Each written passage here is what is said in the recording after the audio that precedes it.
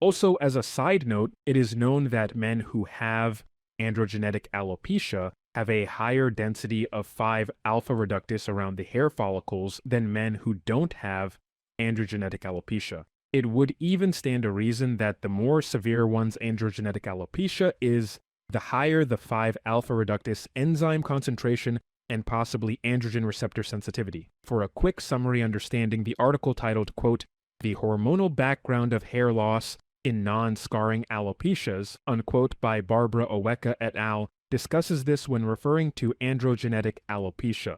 They explore the literature to state that men and even women who have androgenetic alopecia have upregulated DHT levels in their hair follicles. At least in the case of high 5-alpha reductase concentration, I could see the argument of dutasteride being more effective for such men. A greater density of 5-alpha reductase enzymes in a tissue would mean a higher affinity for that tissue to dutasteride. Dutasteride works by inhibiting the 5-alpha reductase enzymes, which convert testosterone to dihydrotestosterone, DHT.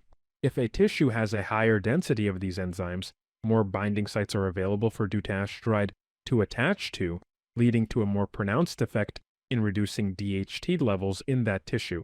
This is particularly relevant in tissues like the prostate, where both types of 5-alpha reductase, type 1 and type 2, are overexpressed, making it highly responsive to dutasteride treatment. So people with higher 5-AR concentrations around the hair follicle might have worse androgenetic alopecia occurring earlier in life. Also something to add on.